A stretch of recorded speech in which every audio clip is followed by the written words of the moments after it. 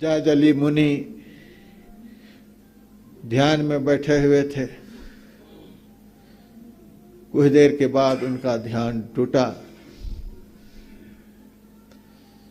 उनके सिर के जो बाल थे जटा के रूप में परिवर्तित हो गए थे।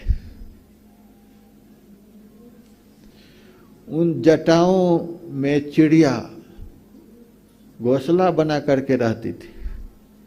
जब ध्यान पर से उठे तो चिड़िया उस जटा से उड़ गई। उन्होंने देखा तो हमारी जटा से चिड़िया उड़ गई। उनके मन में बड़ा भारी तपस्या का अभिमान हो गया। हमारे जैसा तपस्वी कौन, हमारे सिर की जटा में पक्षी घोंसला बना करके रहता है। अब तो हम पूर्ण हो गए। अभिमान आते ही मन मलिन हो गया। जाजली मुनि वहां से आगे बढ़े। भूख लगी हुई थी। एक माई के दरवाजे पर खड़ा हुआ, भिक्षा के लिए पुकार लगाई। माई उस वक्त अपने पति के चरणों को दबा रही थी। वह पति के चरण छोड़कर भिक्षा देने के लिए नहीं गई। बारंबार कह रहा, मुझे भिक्षा दो, बड़ी भूख लगी है, कुछ भिक्षा दो। लेकिन माई सुनती नहीं। जाजली मुनि को क्रोध आया, तुम्हें पता नहीं मैं कौन हूं? कब से मैं बोल रहा हूं, टेर लगा रहा हूं, तू घर से निकल नहीं रही है, तुम्हें पता नहीं मैं कौन हूं? वो माई कहती है, हमें खूब पता है कि तुम कौन हो। तुम बहुत बड़े तपस्वी हो, मैं जानती हूं, लेकिन मैं पति के चरणों की सेवा को छोड़कर नहीं जा सकती। तुम्हारी जटा से पक्षी उड़ गए तो तुम बहुत बड़े तपस्वी हो गए, यह बात नहीं है। अब जाजली मुनि के मन में हुआ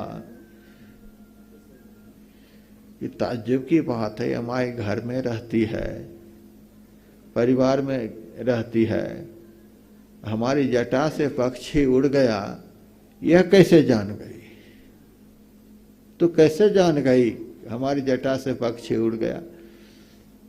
माई कहती है, अपने पति की सेवा करते करते मेरा मन पवित्र हो गया है। पति को मैं परमात्मा के रूप में मान करके सेवा करती हूं, इससे मेरा मन पवित्र हो गया है। घर में रह रही है, पति की सेवा कर रही है, उस सेवा धर्म से उसका मन इतना पवित्र हो गया कि सब बात को जानने लग गई। उस तपस्वी के जीवन में क्या सब घटना घटित हुई, घर में रहती ही वह माई जान गई। तो मन यदि पवित्र है तो घर में रहते हुए भी आप ऐसे बन जाएंगे जो जंगल में रहकर भी नहीं बन सकते। तुलाधार वैश्य के पास गया भिक्षा के लिए जाजली मुनि। वे भी अपने धुन में लगे हुए हैं, ग्राहकों को भिक्षा ये सामान दे रहे हैं। जाजली मुनि ने कहा, कब से मैं भिक्षा मांग रहा हूं और तू अपने काम में लगा हुआ है, तुम्हें पता नहीं मैं कौन हूं? हाँ, हमें पता है। तुम ध्यान पर से उठाता, तुम्हारी जटा से पक्षी एक उड़ गया, तुम्हारी आंख खुलने से एक कौवा जल करके भस्म हो गया। मुझे सब पता है, मैं वह कौवा नहीं कि मैं भस्म हो जाऊंगा। अब जाजली मुनि को बड़ा आश्चर्य हुआ। यह वणिक का काम कर रहा है, दुकानदारी कर रहा है, और फिर भी यह हमारी सब बात को जानता है। यह कैसे जान गया? अरे तू हमारी इस घटना को कैसे जान गए? तुलाधार वैश्य ने कहा, मैं बनिया का काम करता हूं, लेकिन ईमानदारी से काम करता हूं, हेरा फेरी नहीं करता, मिलावटी नहीं करता हूं, बिल्कुल साफ सुथरा काम करता हूं। तो पवित्रता पूर्ण कर्तव्य कर्म को मैं करता हूं, तो घर बैठे ही परमात्मा हमको वह ज्ञान देते हैं जो ज्ञान आपको वन में रहते हुए भी नहीं मिल पाया है। तो बनिया का काम करते हुए भी पाप नहीं करते हैं, तो मन ऐसा है कि जैसा मन जाजली मुनि का नहीं है। आचार्य शंकर ने जो कहा तीर्थम परम किम स्वमनो विशुद्धम, सबसे बड़ा तीर्थ कौन सा है? विशुद्ध मन। यदि मन पवित्र है तो आप समझिए सदैव तीर्थ में निवास कर रहे हैं। तीर्थ में रहने का फल सदैव आपको मिलता रहेगा। आप कहीं भी रहिए, घर में रहिए, परिवार में रहिए, दुकान का काम करिए, मकान का काम करिए, खेतों में जाकर के काम करिए, नौकरी करिए, कुछ भी करिए, लेकिन यदि आपका मन पवित्र है तो कहीं भी रहते हुए आप तीर्थ में रहने का फल प्राप्त करेंगे। मन यदि पवित्र नहीं है तो कहीं भी रहते हुए आप तीर्थ का फल प्राप्त नहीं कर सकते। धर्म ग्रंथ में यह भी लिखा हुआ है, अन्य क्षेत्रे कृतम पापम पुण्य क्षेत्रे विनश्यति, पुण्य क्षेत्रे कृतम पापम वज्रलेपो भविष्यति। अन्य स्थान में किया हुआ पाप पुण्य स्थान में, तीर्थ स्थान में जाकर के नष्ट हो जाता है। और तीर्थ स्थान में रहकर यदि पाप किया जाए तो पाप वज्रलेप हो जाता है, कहीं जाने से वह पाप छूटता नहीं है। आप रह करके देख सकते हैं, जो रह रहे हैं वो झूठ बोलते हैं कि नहीं बोलते हैं? जो तीर्थ में रह रहे हैं वे नशाओं का सेवन कर रहे हैं कि नहीं कर रहे हैं? जो तीर्थ में रह रहे हैं वे चोरी कर रहे हैं कि नहीं कर रहे हैं? हमें तो हरिद्वार में अपने भक्तों को समझाना पड़ता है, स्नान करने के लिए जा रहे हो तो मोबाइल पर्स वगैरह को कमरा में छोड़ करके जाओ, नहीं तो तुम तो गंगा में डूब लगाओगे और वहाँ जो तट पर चोर बैठे हुए हैं वे तुम्हारी जेब में डूब लगाएंगे, अटैची में डूब लगाएंगे। हंसते हुए जाओगे और वहाँ से रोते हुए वापस आओगे। देख लो कि तीर्थ में रहते हुए चोरी कर रहे कि नहीं कर रहे हैं? तीर्थ में रह करके नशाओं का सेवन कर रहे कि नहीं कर रहे हैं? तीर्थ में रहते हुए दूसरे की माताओं और बहनों के प्रति बुरा भाव मन में रख रहे हैं कि नहीं रख रहे हैं? तीर्थ में रहते हुए भी छल कपट कर रहे हैं कि नहीं कर रहे हैं? तो यहाँ किया हुआ पाप वज्रलेप हो जाता है।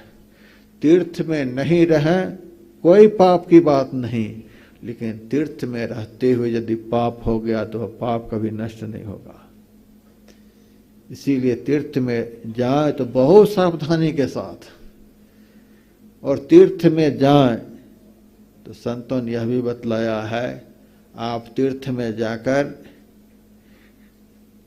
दान करें चाहे नहीं करें, आप तीर्थ में जाकर स्नान करें चाहे नहीं करें, आप तीर्थ में जाकर कुछ चढ़ाएं चाहे नहीं चढ़ाएं, आप तीर्थ में जाकर व्रत उपवास रखें चाहे नहीं रखें, लेकिन आप तीर्थ में जाकर कम से कम एक पाप को छोड़ने का संकल्प करके जाएं।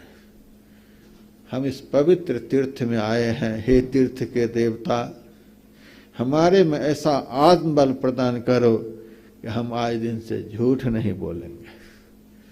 तीर्थ के देवता आपको इतना आशीर्वाद देंगे, उतना आशीर्वाद सोना चांदी हीरा मोती चढ़ाने वाले को नहीं देंगे।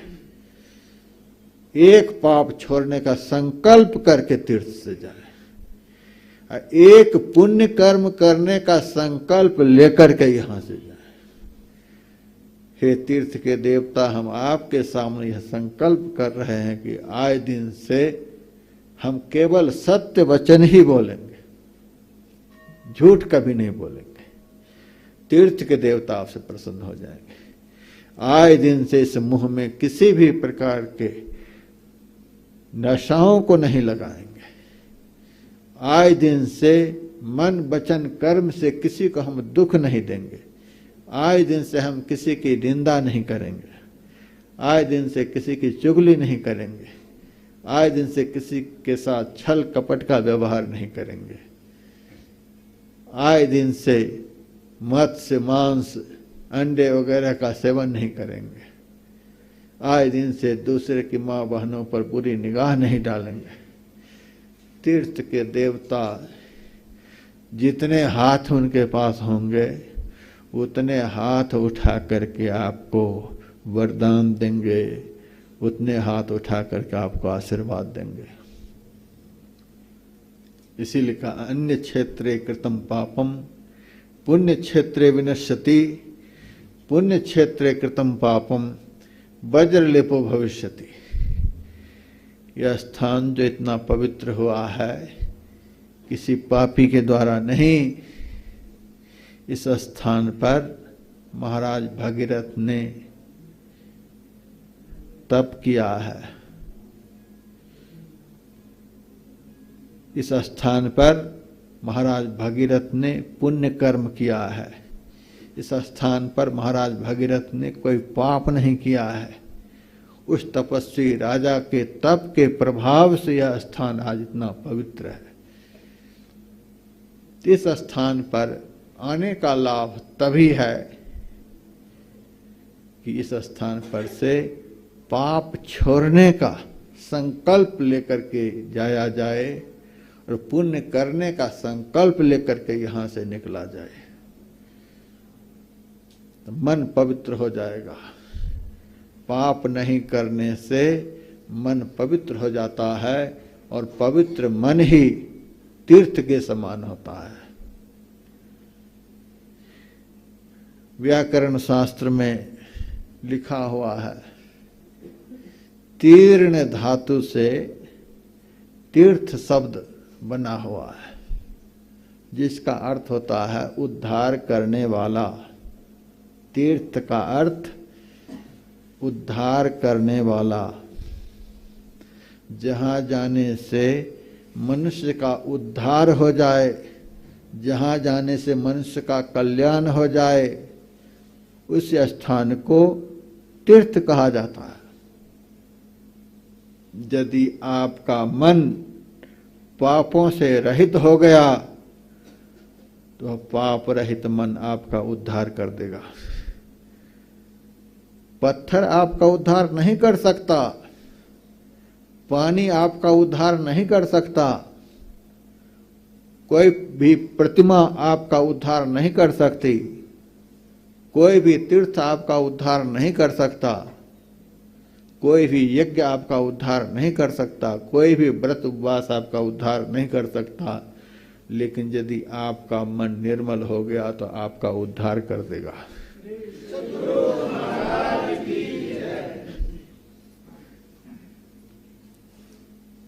इस स्थान पर हमें गंगा का दर्शन होता है। गंगा का अर्थ क्या होता है? गंगा का अर्थ अत्यंत पवित्र जीवन, अत्यंत पवित्र विग्रह, अत्यंत पवित्र चीज को ही हम गंगा कह सकते हैं। गंगा अत्यंत पवित्र नदी है, गंगा का जल अत्यंत पवित्र है। इस स्थान पर से हमें यह संकेत लेना है कि हमें गंगा के समान पवित्र हो जाना है, निर्मल हो जाना है। हमें क्या, अपने मन को गंगा के समान निर्मल बना लेना है। जल में भी जाकर के स्नान करें, अच्छी बात है, लेकिन साथ ही साथ मन को भी निर्मल बनाने का प्रयास करें। तन पवित्र हो जाएगा गंगा में स्नान करने से, तो मंदिर में जाएंगे तो गंगा माँ की प्रतिमा का दर्शन हो जाएगा। तन पवित्र हो जाएगा तो मंदिर में गंगा माँ की प्रतिमा का दर्शन हो जाएगा। और यदि मन पवित्र हो गया तो मंदिर में जो प्रतिमा है, अब प्रतिमा जिनकी है उनका दर्शन हो जाएगा। प्रतिमा का दर्शन करना कुछ और बात है, अब प्रतिमा में जो निवास करते हैं उनका दर्शन करना कुछ और बात है। शरीर का दर्शन करना कुछ और बात है, शरीर में रहने वाले का दर्शन करना यह कुछ और बात है। दोनों में बहुत फर्क है। प्रतिमा का दर्शन करना यह कुछ और बात है, अब प्रतिमा में रहने वाले का दर्शन करना यह कुछ और बात है। जिस दिन प्रतिमा में रहने वाले का दर्शन हो जाएगा उस दिन दर्शन के लिए बाकी नहीं बचेगा, कुछ बाकी नहीं बचेगा। मंदिर में जाकर प्रतिमा का दर्शन करने पर भी दर्शन के लिए बाकी बचता है। बहुत भक्त कहते हैं हम तो गंगोत्री 4 बार दर्शन करके गए, हम केदारनाथ 7 बार दर्शन करके गए। जब एक बार दर्शन कर ही लिया तो दोबारा दर्शन करने के लिए क्यों गया? दोबारा क्यों गया? फिर तीसरी बार भी गया, चौथी बार भी गया, इसका मतलब क्या हुआ? दर्शन करने के बाद तुम पूर्ण संतुष्ट नहीं हुए, फिर तो दोबारा गए। दर्शन, प्रतिमा का दर्शन बार बार करना पड़ता है और प्रतिमा में रहने वाले का दर्शन एक ही बार होता है, वो बार बार नहीं होता है। प्रतिमा का दर्शन आपने कर लिया, मंदिर से निकलते ही वह दर्शन अदर्शन हो गया। मंदिर से बाहर निकलने के बाद फिर आपको दर्शन नहीं होगा। जब तक मंदिर में हैं तब तक दर्शन हो रहा है, मंदिर से बाहर निकल गए फिर वही घोड़ा वही मैदान है, फिर दर्शन नहीं होगा। इसीलिए फिर मंदिर में जाना पड़ेगा, प्रतिमा का दर्शन करने के लिए फिर मंदिर में जाना पड़ेगा। मंदिर से बाहर निकलने के बाद दर्शन नहीं होगा, जब जाएंगे तब दर्शन होगा। लेकिन प्रतिमा में जो समाये हुए हैं, प्रतिमा के अंदर जो निवास कर रहे हैं, उनका दर्शन होने के बाद वह दर्शन फिर अदर्शन नहीं होता है। कि हम बाहर निकल गए तो अदर्शन हो गया, वह दर्शन सदैव बना ही रहता है। जो प्रतिमा में समाये हैं वे व्यापक तत्व हैं, उस व्यापक तत्व को ही परमात्मा कहते हैं। परमात्मा सर्वत्र है, इसीलिए प्रतिमा में समाये हुए जो हैं उनका दर्शन हो जाने के बाद फिर तो आप कहीं भी जाएं वह दर्शन बना ही रहेगा। आप गंगा माता की प्रतिमा का दर्शन कर लेंगे, आप गंगा माता ही नहीं बन जाएंगे। आप शिव जी की प्रतिमा का दर्शन कर लेंगे तो आप शिव जी ही नहीं बन जाएंगे। आप राम जी की प्रतिमा का दर्शन कर लेंगे तो आप राम जी ही नहीं बन जाएंगे। आप किसी भी देवी देवताओं की प्रतिमा का दर्शन कर लेंगे तो आप वही नहीं बन जाएंगे। लेकिन जिस दिन प्रतिमा के अंदर रहने वाले का दर्शन कर लेंगे उस दिन आप वही बन जाएंगे।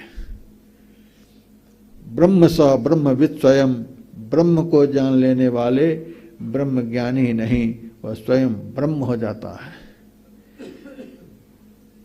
सोई जाने जहि देह जनाई, जानत तुम्हें हो जाई। वाल्मीकि मुनि कहते हैं सोई जाने जहि देह जनाई। हे राम, आप जिनको जना देना चाहते हो वही आपको जान पाता है। आप जिनके लिए चाहते हो कि यह मुझे देख ले, यह मेरा दर्शन कर ले, वही दर्शन कर सकता है। भक्त प्रयास कर सकता है, लेकिन भगवत कृपा के बगैर दर्शन नहीं हो सकता है। प्रयास हम कर सकते हैं, लेकिन दर्शन तो उनकी कृपा से ही संभव है। सोई जाने जही देहु जनाई, आपको वही भक्त जान सकता है जिनको आप जना देना चाहते हो, और जिनको आप जना देते हो, देखो मैं कौन हूं, जानत तुम्हें तुम्हें हो जाई, जो आपको जान लेता है वो वही हो जाता है। यही कबीर साहब ने कहा, गई पूतली लोन की, था समुंदर लेन, आपा गली पानी भई, कौन कहे अब बैन। नमक की पुतली समुद्र की गहराई का पता लगाने के लिए चली, जैसे जैसे गहराई की तरफ बढ़ती गई वैसे वैसे गलती गई, गलते गलते तलहटी तक पहुँचते पहुँचते गल करके उसी पानी में मिल करके वो पुतली एक मेक हो गई। अब कौन कहे कि समुद्र में गहराई कितनी है। उसी तरह से परमात्मा का दर्शन करने वाला भक्त अभ्यास करते करते करते करते, जितना अभ्यास करने पर दर्शन होता है, उतना अभ्यास हो जाने के बाद जब दर्शन हो जाता है, तो दर्शन करने वाला वही हो गया। अब कौन कहे वो परमात्मा कैसा है, कहने वाला वही हो गया। ब्रह्म स ब्रह्मविद स्वयं। तो ऐसा दर्शन कैसे होगा? तो भगवान ने कहा, निर्मल मन जन सो मोहि पावा।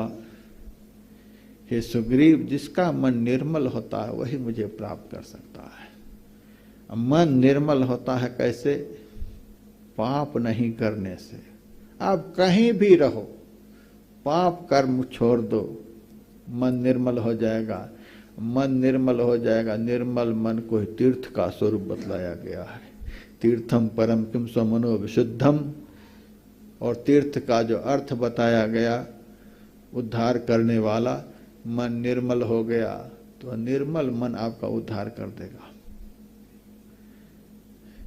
तीर्थ आपका उद्धार नहीं करेगा, लेकिन मन यदि आपका तीर्थ बन गया तो आपका उद्धार कर देगा।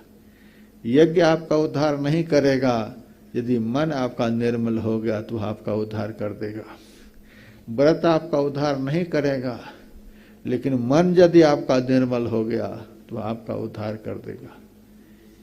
तो जिस किसी भी तरह से अपने मन को गंगा के समान निर्मल बनाना है, और गंगा के समान निर्मल मन हुए बगैर आप में सही लक्ष्य की तरफ गति नहीं होगी। गंगा माता को देख रहे हैं, किधर जा रहे दिन रात? दिन रात समुद्र की तरफ। इधर उधर माता नहीं जा रही है, दिन रात कल कल छल छल करते हुए समुद्र की तरफ जा रही है। दिन रात समुद्र की तरफ, अर्थात इस जल का जो उद्गम स्थान है, उस उद्गम की ओर जा रही है।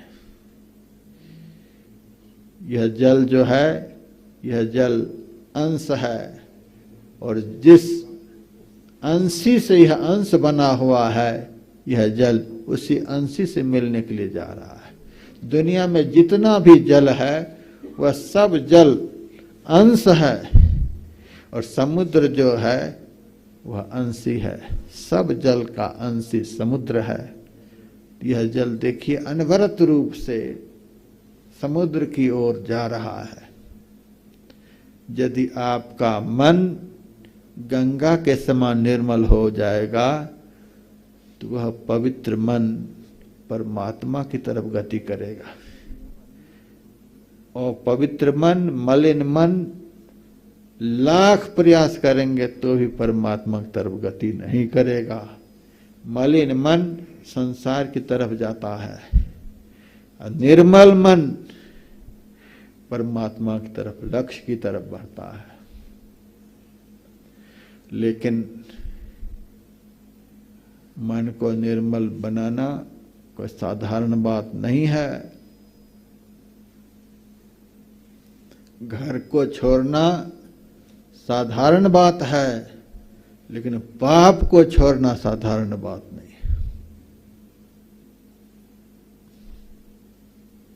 मन को निर्मल बनाना है। मन यदि आपका निर्मल हो गया तो वह मन गंगा के समान हो जाएगा। और गंगा की धारा देख रहे हैं दिन रात समुद्र की तरफ, उसी तरह से मन यदि निर्मल हो गया तो निर्मल मन परमात्मा की तरफ गति करेगा, अंतराभिमुखी हो जाएगा, परमात्माभिमुखी हो जाएगा, विषयाभिमुखी नहीं रहेगा। तो मन को निर्मल बनाना है, यानी झूठ, चोरी, नशा, हिंसा, व्यभिचार, पंच पापों से अपने आप को सदैव बचाते रहना है। कहीं भी रहेंगे आपको तीर्थ में रहने का फल प्राप्त होगा। कहीं भी रहते हुए आप अपना कल्याण कर पाएंगे। तो मन को गंगा के समान निर्मल बनाना है और अपने मन को गंगा की तरह ही अखंडित प्रवाह वाला बनाना है। गंगा जी में देख रहे हैं अखंड प्रवाह है। जब से गंगा यहां उतरी है तब से ये प्रवाहित हो रही, अखंड प्रवाह बहती हुई जा रही, दिन रात बह ही रही है। गंगा के समान अखंड प्रवाह वाला अपने मन को बनाना है।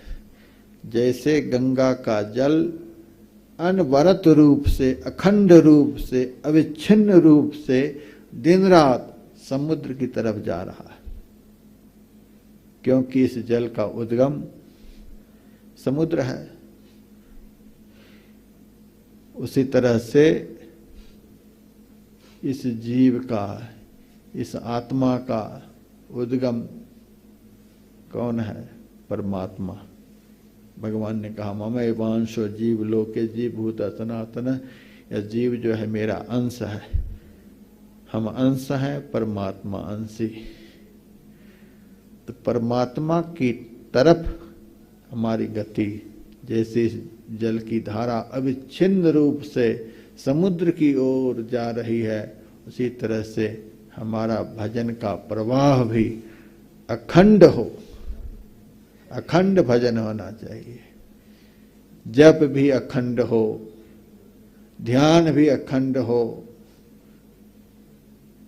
यह जल हमें अखंडता का, अविच्छिन्नता का बोध देता है। एक तो खंडित भजन है, खंडित भजन से लक्ष्य की प्राप्ति नहीं होती है, अखंड भजन से लक्ष्य की प्राप्ति होती है। लेकिन खंड खंड होते हुए भी यह खंड भजन भी एक दिन अखंड भजन में आपको परिवर्तित कर देगा। होम्योपैथ की दवाई ली जाती है, डॉक्टर कहते हैं 3-3 घंटे पर यह दवाई लेते रहो। एक खुराक दे देता है, फिर कहता है 3 घंटे पर फिर दूसरी खुराक लेना, फिर 3 घंटे पर तीसरी खुराक लेना। इसका मतलब क्या हुआ? पहली खुराक में जितनी ताकत है रोग को समाप्त करने की, 3 घंटे पर आप फिर से दूसरी खुराक ले लेते हैं तो उसकी ताकत फिर बढ़ जाएगी 3 घंटे। फिर तीसरी खुराक लेंगे तो पहली खुराक की ताकत फिर 3 घंटे तक बढ़ जाएगी। चौथी खुराक लेंगे तो पहली खुराक की ताकत, दूसरी खुराक, तीसरी खुराक, चौथी खुराक जो है ये पहली खुराक को ही ताकत देती है। आप 3 घंटे पर नहीं लेंगे 10 घंटे पढ़ लेंगे, पहली खुराक की जो ताकत थी वो खत्म हो गई। फिर वह दवाई उतना काम नहीं करेगी। समय समय पर आप लेते रहेंगे, उसकी ताकत बढ़ती रहेगी, ताकत बढ़ती रहेगी, और एक दिन वह दवाई आपके रोग को खत्म कर देगी। यहाँ पर 5 बार 1-1 घंटे का ध्यान होता है। 3 बजे ब्रह्म मुहूर्त में 1 घंटा आप लोगों ने ध्यान किया, तो 1 घंटा ध्यान करके छोड़ नहीं देना है। फिर 5 बजे से 6 बजे ध्यान कराया गया। 1 घंटा जो आपने ध्यान किया, उस ध्यान की ताकत को दूसरे सत्र का ध्यान बढ़ा दिया। फिर तीसरे सत्र में जो आप ध्यान करेंगे, 3 बजे के ध्यान की ताकत को वह ध्यान बढ़ाता रहेगा। फिर चौथे सत्र में जो बैठेंगे, ध्यान की ताकत को बढ़ाता रहेगा। आप समय बांध बांध कर नित्य नियम से ध्यान करते रहेंगे, साधना करते रहेंगे, आपकी ताकत बढ़ती जाएगी, बढ़ती जाएगी, और एक दिन इतनी ताकत भजन की बढ़ जाएगी कि आपको लगेगा कि हर समय भजन चल ही रहा है। श्री सद्गुरु महाराज की अखंड भाई, यह भजन अभी तो 5 सत्रों में आप कर रहे हैं, लेकिन नियम पूर्वक यदि यह चलता रहेगा तो एक दिन 24 घंटे आपका यह सत्र बन जाएगा। 24 घंटे लगेंगे कि यह भजन चल ही रहा है। तो यहाँ का जल हमें अखंडता का बोध दे रहा है, निर्मलता का बोध दे रहा है, और प्रचंड उद्यमशीलता का भी बोध दे रहा है। यह जल अविच्छिन्न रूप से बह रहा है, तो यहाँ से हमें संकेत लेकर के जाना है, हमारा भजन भी अविच्छिन्न रूप से चले। अविच्छिन्न भजन ही लक्ष्य की प्राप्ति कराता है। धारा टूटती रहेगी तो समुद्र तक नहीं पहुंच पाएगी। अविच्छिन्न रूप से जो धारा प्रवाहित हो रही है, इसीलिए यह धारा समुद्र तक पहुंच जाती है। उसी तरह से अविच्छिन्न भजन जब होगा, अखंड भजन जब होगा, वह अखंड भजन ही अखंड परमात्मा तक पहुंचाता है। अखंड भजन हो, गंगा के समान हमारा मन निर्मल हो, और गंगा की तरह ही हमारे जीवन में उद्यमशीलता हो। खंड भजन से अखंड भजन तक पहुंचने के लिए बहुत परिश्रम करना पड़ता है। इस बीच में काम घुसेगा, क्रोध घुसेगा, लोभ घुसेगा, मोह घुसेगा, मद घुसेगा, मात्सर्य घुसेगा, ये सब दुर्विकार घुसता रहेगा। इन दुर्विकारों से टकराते हुए, इन दुर्विकारों से टक्कर लेते हुए यदि आप भजन को नहीं छोड़ेंगे तो एक दिन लक्ष्य को प्राप्त कर लेंगे।